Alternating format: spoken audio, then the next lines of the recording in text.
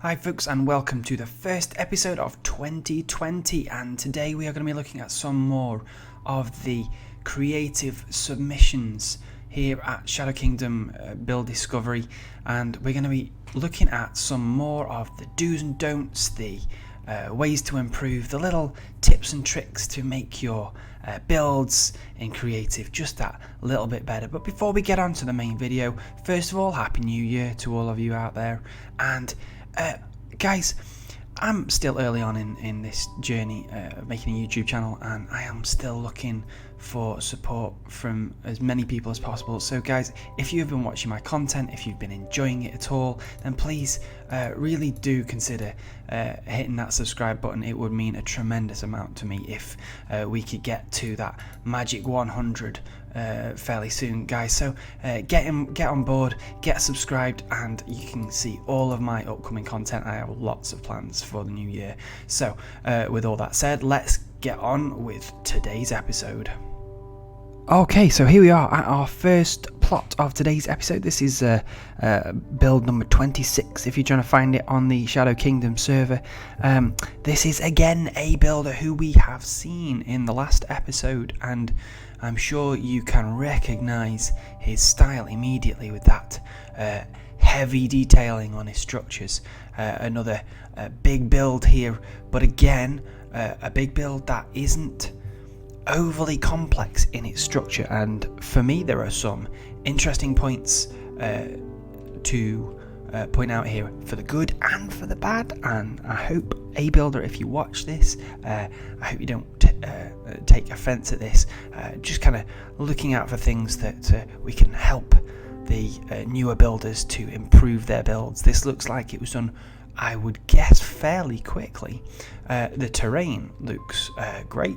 As you can see, some nice interesting shapes. It's not just a hill, you know, there's archways happening down into the coast and the bays here, these paths coming under this arched cliff promontory, some lovely sparse trees here, which are great, not overdone, very tasteful custom trees there, doing one slightly better than Mojang. But what I wanted to point out, particularly with this terraining, is something that's really good to do, is this making of what they call strata in the rock. There's clear layers of different, in this case different colours, the light brown, the green, the dark brown, that subtle cobble layer before you get to the grass on top. That really gives it a realistic feel to terrain when you do that, because rock generally tends to stack up in those layers quite naturally. Have a little look through a geology textbook. I give you some good examples straight away, but it's one really simple way of making your terrain more interesting and more realistic. So guys, if you're trying to improve your terraining, have a go at that. Have a little experiment at putting those layers in to your builds. So let's have a look at the structure, and again we can see the use of a lot of heavy detailing by a builder. I think I quite like the detailing on this a little bit more than I did his build in the last one, because I love the way those birch pieces look really rounded and organic, and really give the illusion of curves. Did a really elegant job there with the detailing. I like the way he's got this little theme of the wheels, this plot being called Temple of Wheel. Get what you're doing there. There is one little thing about this structure, as amazing as it is, that really sticks out as a rush job, is this little stone brick ramp into the build, and it really sticks out for one simple reason, is it's a big floaty lot of stone, and that is really immersion breaking. You would not find this in real life at all. Something as heavy as all of this brick would need support under here. It would need archways, it would need supports to make it stand. So it does make this look a little bit strange on an otherwise very polished, highly finished build. So again, that's just a little tip for you guys. If you're working on those kind of ramps and bridges, make sure you put your supports in to make it feel realistic. Well, let's have a look further up at the structures here. Again, you see that detailing on that bridge. Really marvellous detail there. I really like that. And I decided to shortcut that great big spiral staircase because it would have taken us forever and been really boring. But we're going to go across the bridge and into this main build here. And as you can see, there are a few nice little touches here. And the first is, there you go, there's that theme again, the Temple of Wheel. And this must be the main chamber. And this is a great effect, this mirrored floor effect that he's got by layering the different glass. From quite deep down there, he's gone down 1, 2, 3, at least 4 or 5 layers of different coloured glass to give that feel of a highly polished mirror floor. Looks fantastic job. I would say, for me, the only other thing is in this room, massive overuse of one type of block. Look at this. I know there's not a walkway up here, I know we're flying, but if you're building, try not to do this. Try not to have massive, great, big, flat areas of the exact same block. It really does look like you've not finished that area. That looks like it should have more detailing as it does the outside, but I'm sure a builder, had he given a bit more time to this, would have polished that all off. It seems like a good, solid, quick build on his part, because I know he does amazing stuff on his other plots. So that's it, a few tips from this plot. We're going to go straight on to our next plot now. So here we are at build 27, Pirates and Volcanoes.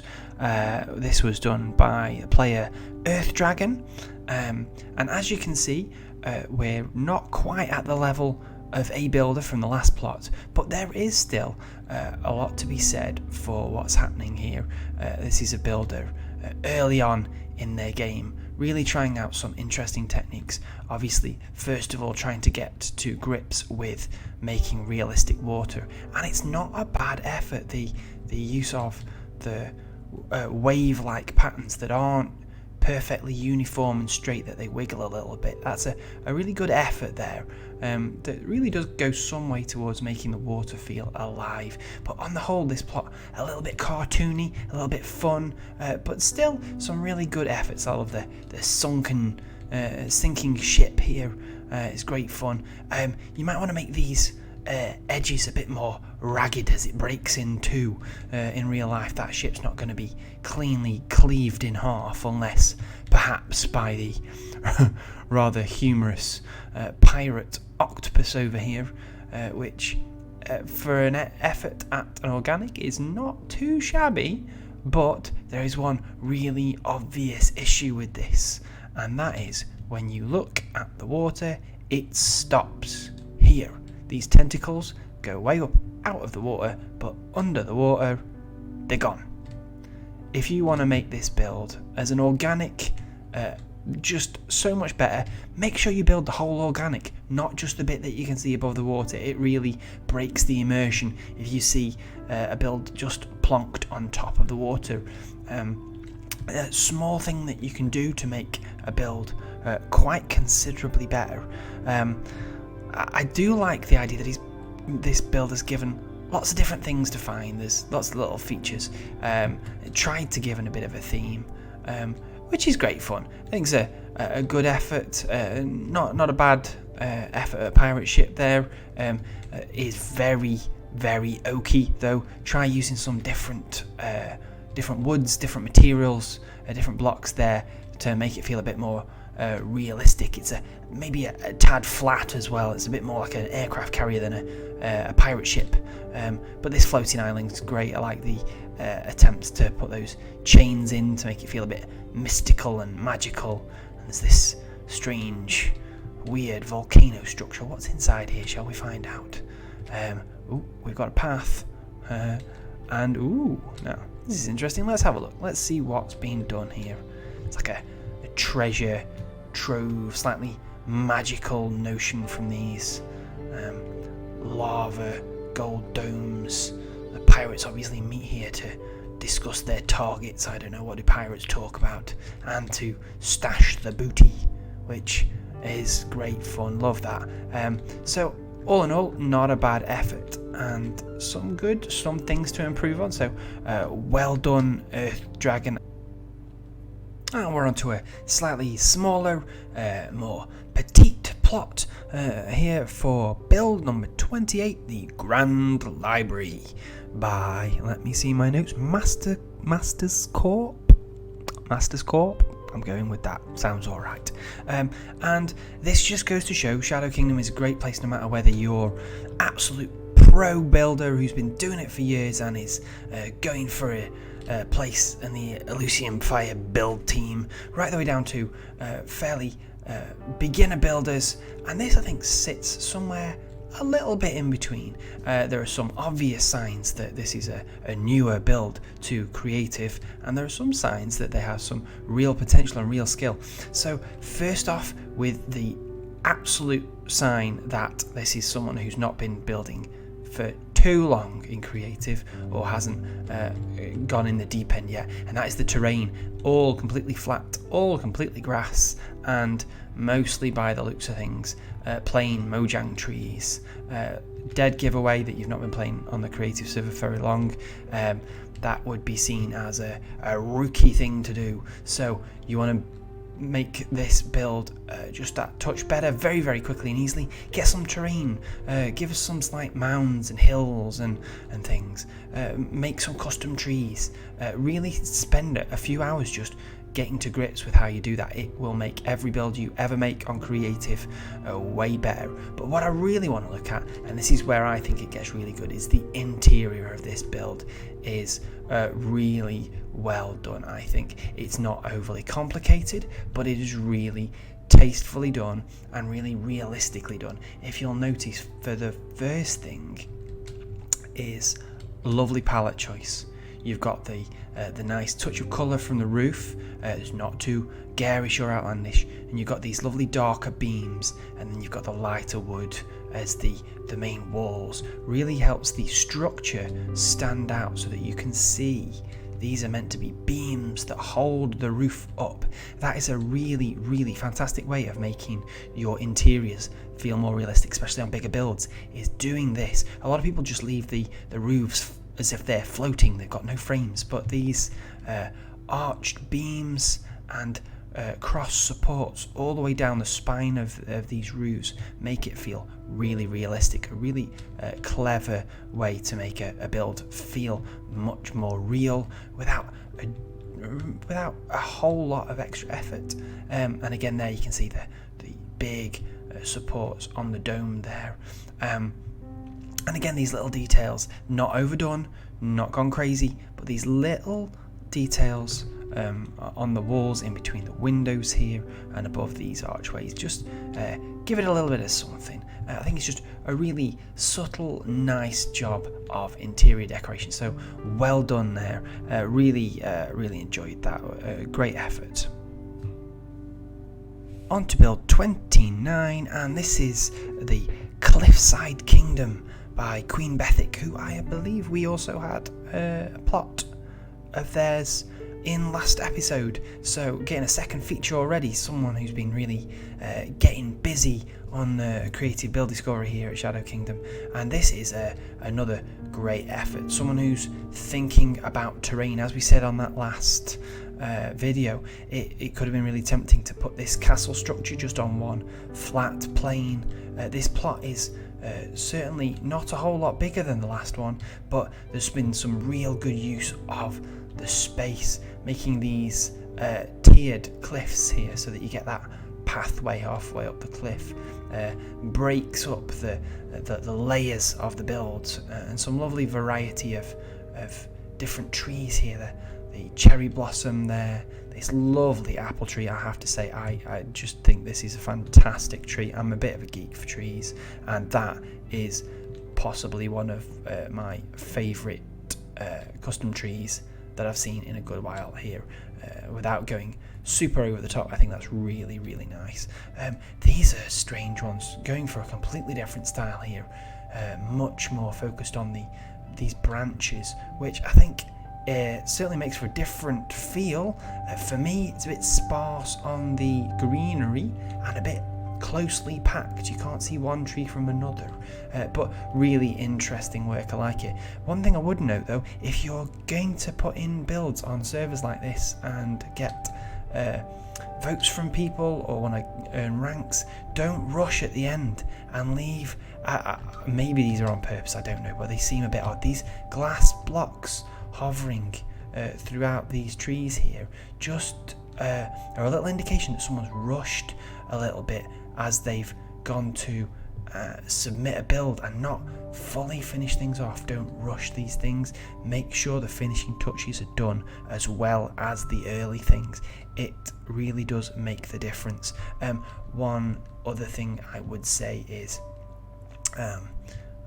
great structure, nice interesting use of not just straight walls here. Again, you've got some diagonal lines that join up these towers. I also I love this little hint of a touch of the mushroom blocks in there to give a little flash of colour, a really good way of breaking up these bigger builds that are generally made of stone, cobble and wood. Those little flashes of colour really do make the builds stand out, and I love how they key in very subtly with those flags down the bottom. Lovely little details. Not overly complex, but a really good effort of a build. Some really good skill shown in the terrain, in organics with the trees, and with structure there. So a lot of good to be said about that. Well done, Queen Bethic.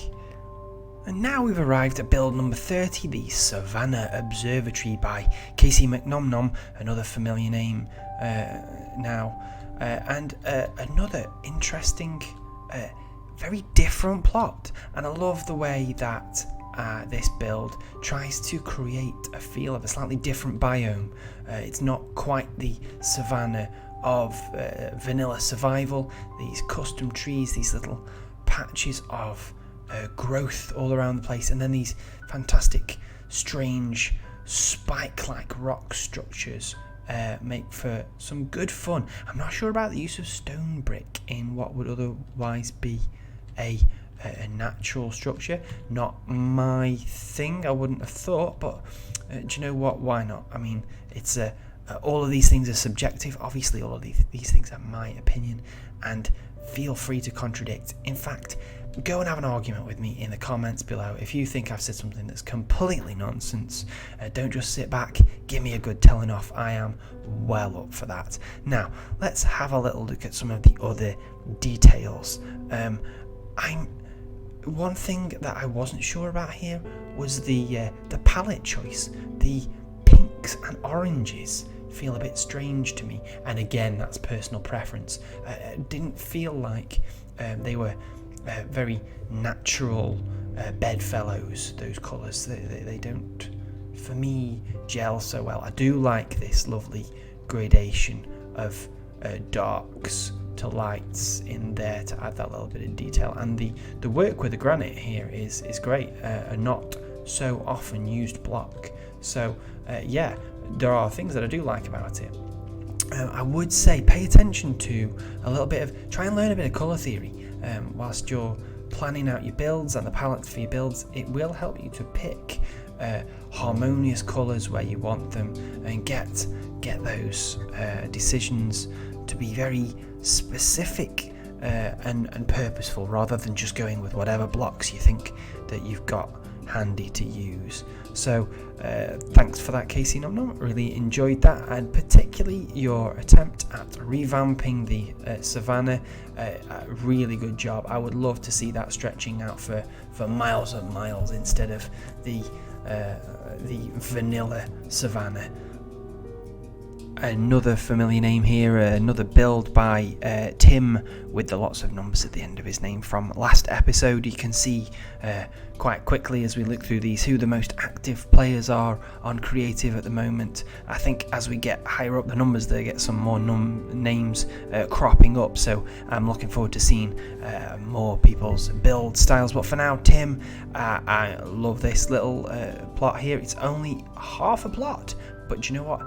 Doesn't matter. If anything, my only complaint was I would love to see this build style done over the whole plot, just because it's so nice. I love this. The mixture of the sandstone and the brick on this works really well, makes it stand out so much. As I've said on previous plots, you see so many builds that are heavily stone, cobble and wood. So to see a palette choice, as we were saying, that really stands out and looks different is not easy to do, but it really does pay dividends, as you can see. So let's have a little look around this plot here. Nice use of anvils there, something that's really hard to do if you're working in survival, but here in creative you can just go crazy. They do really add some nice depth and detail to walls, make them feel grand and carved. So yeah, great choice there, and love the use of the iron fences as well to create these different layers. As I was saying, don't make things flat. This is only what, 1-2 blocks higher, but just that little 2 blocks up into this little graveyard area gives a little bit of a sense of variety. So you've got 1, 2, 3, 4 layers of ground there that all work naturally together, give you an excuse to make paths up and down and around these little stations here. Maybe the gravekeeper might use that for a workstation, I don't know. Little benches, beautiful little trees here, very subtle, not huge, but works really well, fits in with the terrain. The nice use of the mossy cobble to make it feel old or slightly dilapidated.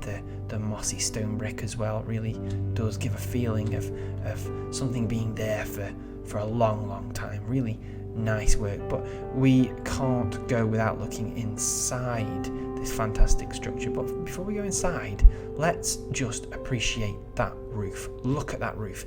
Isn't that amazing, folks? I really appreciate that. In its basics, it's a really simple stairs up, stairs down, but where it stands out is the details, these spikes and spires, the stripes here that break up that mass of red brick, and then the subtle details as you come to this big tower that give it a little bit of detail. And these little turrets are fantastic, with the jutting out sandstone work there, just to give those details all the way to the top. That I know when I first started, roofs were one of those things that I found really difficult. That is a fantastic effort, and something that earlier on builders should really come and have a look at and maybe try and copy to see how that's done. And then lower down at the back here, you've got these lovely semicircular details to the roof at the bottom, and things are not completely symmetrical as well. These little side bits to the building here that's on one side but not on the other, the little side entrance. So as we go in, we can see what's been done here, and a little bit more sparse inside. Generally has a good feel of space the way a cathedral should.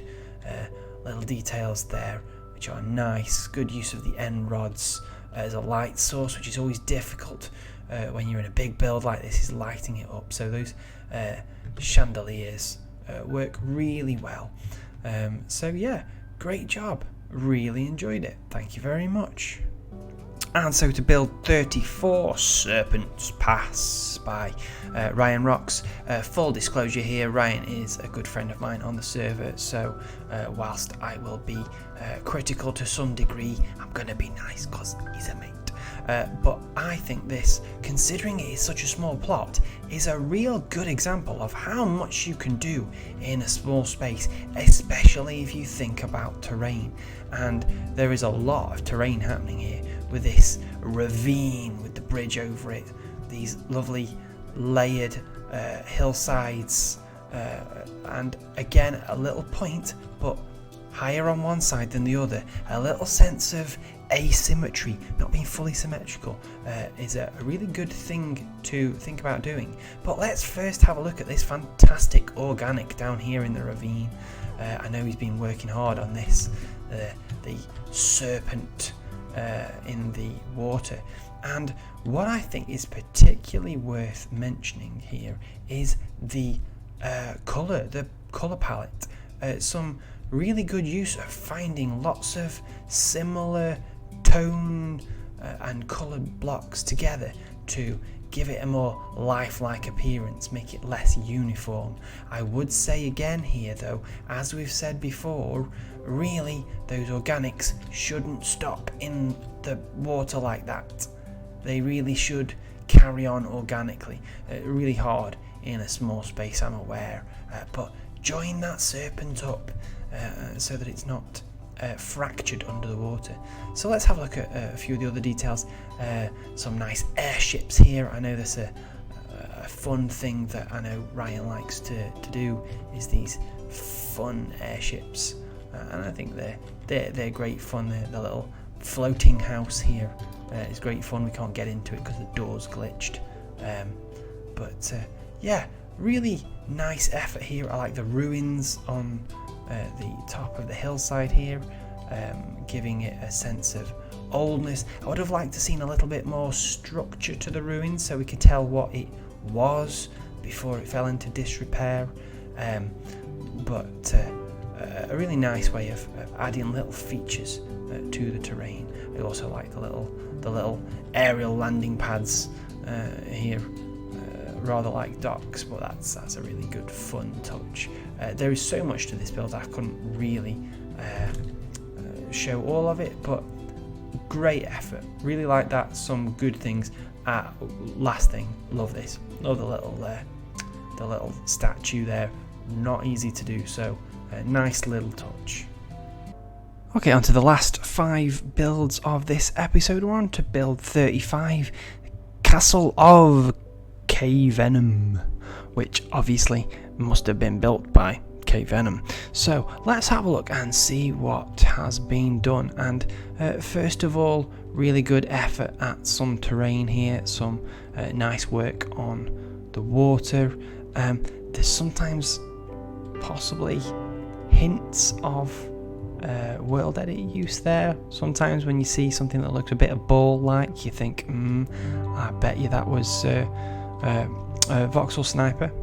So it's really good idea to make sure that when you're detailing things, just to make sure things don't look too round or too square if you're using voxels to build up your landscape. But apart from that, really good effort. I like the height and the steep terrain, these trees spread out enough so that you can really appreciate them and have some good shape to them. Again though, look at this floaty stone path. For me, a real no-no, don't do it. It looks very strange. Also, path that seems to go nowhere. This is one of the strange things about this plot. There's these grand turrets, these walls, and then all this building work inside, but there's no paths anywhere, which makes it very difficult as a player to come in and have a look and know where to go and where not to go. Some unfinished interiors as well, which made me think, is this a ruin of some kind, or is this just a plot that's been left without interiors, which I know some people really don't like finishing off interiors, especially on smaller builds like this. It is very difficult, but give us some clues. If it is a wreck, if it is a ruin, make some of the buildings look like they're falling down, or something like that. So, some little visual clues, some storytelling that tells us what's going on. I also like this. You can see slightly that these trees are world edited in, because floaty. It's very easy to just stick a few grass blocks down underneath that and sort that out. It's such a simple thing to fix. I would say as well, there is one other thing that, although is a very, very minor thing, it's a good thing to think about when you're building massive structures like these big towers here. You see how it's stone, and then right at the bottom, there's this dirt block here and dirt block here. Now, in reality, there is no way that much stone is going to be resting on dirt at surface level. It would have foundations, and it would have deep foundations. So a really simple fix is just to get rid of those two dirt blocks there and there with stone, and it will all of a sudden look like it's sinking into the landscape and has proper foundations. It's such an easy, quick little thing to make the things like these walls look more realistic, and to make them feel a little less immersion breaking. But on the whole, nice effort, good variety of landscaping and terrain, really interesting plot, so nice work. And now for something a little bit different, a little bit fun here. I almost glossed over this plot. As you may have noticed, some of you are a little bit more eagle-eyed, that I have been missing the odd plot here and there. I'm not going to go through every single one. If there's nothing that I can bring to the conversation that I think might be helpful to other builders, I am just skipping over them for the sake of not making these videos too long.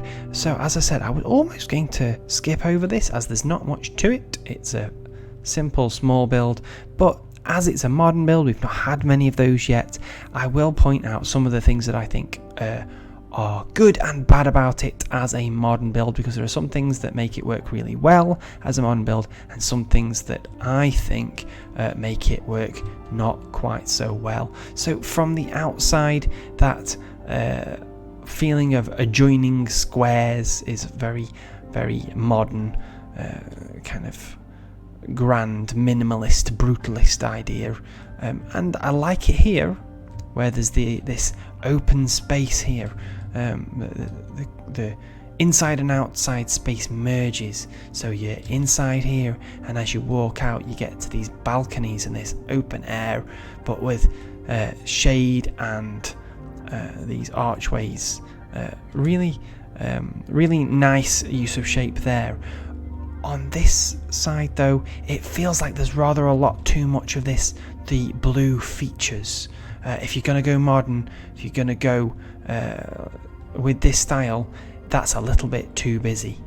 These strips should be minimal, 2, 3 at most, really purposeful uses of sharp colour contrast and shape there. So just be careful you don't go over the top. Nice parking bay here, thoughtful about how the layout of the house works. No real interior. It would be really nice to have seen some furniture in here, and then over the road through to the main area, so you can go to the outer courtyard area or into the main build itself. I like these windows that go up and over the top. I'm not quite so sure about the yellow. Again, as we were saying about palette choice, that bright blue and that bright yellow together, those primary colours together make it feel quite maybe cartoony is not the right word, but primary colours are very young, very childlike, so just be careful what colours you're putting together. But one thing that does work really well as a modern build is these double height roofs here. You see we're on the ground floor, but there are some places where the first floor doesn't completely cover, but leaves these double height ceilings. That's a really good effect, a really good use of space.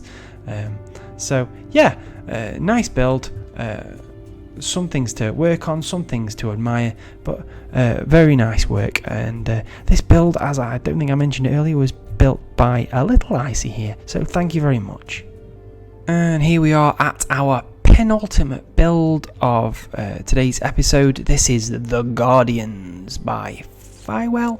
I think it's pronounced Firewell, and something we've not seen yet, and I think this is a superb example of it, is these great great huge statues, really hard to do without looking very strange. And I think this is a fantastic effort.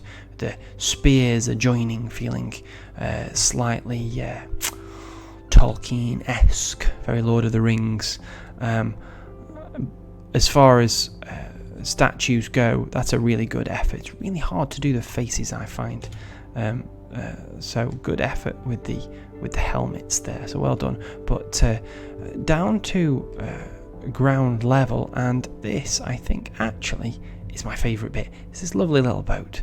A really good effort at a natural, small-looking tall ship. And particularly, I like the set out of the sails. I like these different levels here. The little front sail there and that rear sail feels quite realistic. I'm willing to bet that someone has been looking at pictures of boats in order to get that to look realistic, and it really does show because the rigging is in the right places to keep those large masts up. Adds a little touch of realism to a small build, but again, lovely effort at a bridge there. I am often not a big fan of large cobble builds, but that's really well done. Small details, but I think that works really nicely because it doesn't draw attention to itself. It's not the main feature of the build. It's just there to support the overall layout. And then this final little building here, just to finish it off, is good fun. I love these little statues. Very creative use of the different blocks there. So I don't know whether that hole in the roof was meant on purpose. But if it is meant on purpose, yeah, grand, why not do it? But I would say if the roof's fallen in, look at this. That's what you need to do. You need to leave bits where the roof's fallen in. Obviously it was on purpose. It really helps ruined buildings feel real if when you knock a wall down, the wall is found in heap on the floor. So great build there to Firewell. Thanks for letting us have a look. And one other little touch, but the vines on the statue make it feel old again. Very clever, such a small thing, but it makes a difference. Those vines hanging from the spears as well. Great touch, well done. So we're going to finish here at build 40 for today. This is Crescent Moon Castle by Blocky Pro 2008. Now, you might wonder why we're having a look at this. It doesn't really even look fully finished, but there are some interesting points to make about this plot that make it worth a little look over, and a few of them are obvious. We've seen other water efforts earlier on that have been a bit more sophisticated than this. The problem you've got here is it's just one layer of one colour, uniform throughout. Water is never this flat, and these little waves just don't feel natural because they're waves in an otherwise completely calm sea. So get some texture, get the glass all the way to the bottom and use different colours. That will make a real difference to the quality of your sea. Now, the other thing, way more block variation needed. This is way too stony to feel finished or harmonious. So just think about that when you're choosing your blocks. Just try and get a little bit more variation. I would like to have seen as well under the water. Think about, now rarely is water at sea, the sea bed that uninteresting, for want of a better word. There should be plants, there should be fish, there should be sand and gravel and rocks sticking out and all kinds of things that can make that feel more natural, whatever way you might want it. Now, the other thing that I did want to point out was structure. This structure is an interesting shape, but what it is missing, and maybe this was a personal choice, but what I think could really improve this building is more structural detail. Think doors, think windows, think chimneys and balconies. There's lots of things that you can put on the exterior of buildings to break up the uniformity of it, make it less predictable. I do like this wispy cloud coming out of this magical inner chamber. It was a nice effort to bring some kind of storytelling to this. Something magical is clearly happening here, but on the whole, this feels unfinished. It feels like it has potential, very definitely, but it feels unfinished. So this is what I'm talking about rushing your builds at the end. Don't just put it in because you're really keen to get the next rank. Really take the time to just put those finishing touches to builds, and it will make a massive difference to the quality of your builds. But definitely some potential there. Blocky Pro, keep going. I'd love to see what you're going to do in the future, so keep building. But guys, for now, that's the episode done. As I've said before, I would love it if you'd think of subscribing, giving a like if you enjoyed the video, to give me some support. It really does mean a lot to me when you do that, guys. So until next episode, happy building, and I'll see you in the next one.